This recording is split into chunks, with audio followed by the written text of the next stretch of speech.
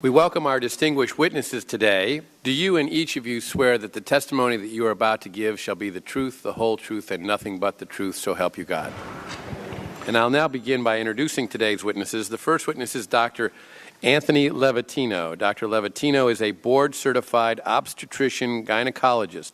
Over the course of his career, Dr. Levatino has practiced obstetrics and gynecology in both private and university settings, including as an associate professor of OB/GYN at the Albany Medical College. And Dr. Levatino, we'll begin with you. Welcome. Thank you, Chairman and members of the committee.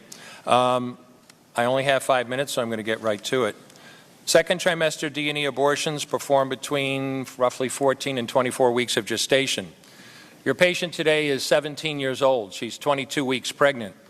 Her baby is the length of your hand plus a couple of inches. And she's been feeling her baby kick for the last several weeks, but she's asleep on an operating room table. You walk into that operating room scrubbed and gowned, and after removing laminaria, you introduce a suction catheter into the uterus. This is a 14 French suction catheter. If she were 12 weeks pregnant or less, basically the width of your hand or smaller, you could basically do the entire procedure with this. But babies this big don't fit through catheters this size. After suctioning the amniotic fluid out from around the baby, you introduce an instrument called a Sofer clamp. It's about 13 inches long. It's made of stainless steel. The business end of this clamp is about 2.5 inches long and 1/2 inch wide. There are rows of sharp teeth. This is a grasping instrument. When it gets a hold of something, it does not let go. A D&E procedure is a blind abortion, so picture yourself introducing this and grabbing anything you can blindly and pull, and I do mean hard, and out pops a leg about that big, which you put down on the table next to you. Reach in again, pull out an arm about the same length, which you put down on the table next to you, and use this instrument again and again to tear out the spine, the intestines, the heart and lungs. Head on the baby that size is about the size of a large plum. Can't see it, but you pretty good idea you've got it if you've got your instrument around something and your fingers are spread about as far as they go. You know you did it right if you crush down on the instrument and white material runs out of the cervix. That was the baby's brains. Then you could pull out skull pieces. And you have a day like I had a lot of times. Sometimes a little face comes back and stares back at you. Congratulations, you just successfully performed a second trimester D&E abortion. You just affirmed her right to choose. One more question, Dr. Levatino. Why did you end your practice of doing abortions? I did over 1,200 abortions over a 4-year period in private practice, not counting the ones that I did during my training.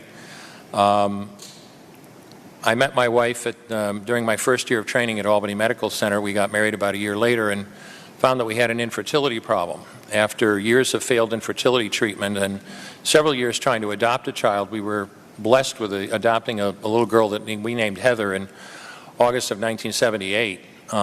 As sometimes happens in those situations, my wife got pregnant the very next month, and we had 2 children 10 months apart. 2 months short of my daughter Heather's 6th birthday, she was killed in an auto accident and literally died in her arms in the back of an ambulance. Anyone who has children might think they have some idea of what that feels like, but unless you've been through it yourself, you have no idea whatsoever. I know people find it hard to believe, but what do you do after disaster? You bury your child and then you go back to your life. And I don't remember exactly how long it was after my daughter died that I showed up at Albany Medical Center OR number 9 to perform my first second trimester D&E abortion. I wasn't thinking of it as anything special. This was routine to me. But I reached in, literally pulled out an arm or leg and got sick. You know, earlier on I described stacking up body parts on the side of the table. It's not to, gross people out, to use a simple term. When you do an abortion, you need to keep inventory. You have to make sure you get 2 arms and 2 legs and all the pieces. If you don't, your patient's going to come back infected, bleeding, or dead. So I soldiered on and finished that abortion. And I know it sounds, as I said, hard for people to believe, but I'm telling you straight up my experience. You know, after over 1,200 abortions, first and second trimester up to 24 weeks and all the rest of it, and being very dedicated to it, for the first time in my life I really looked. I really looked at that pile of body parts on the side of the table. And I didn't see her wonderful right to choose, and I didn't see all the money I just made. All I could see was somebody's son or daughter. And I stopped doing late-term abortions after that, and several months later stopped doing all abortions. There's still a question. Thank you.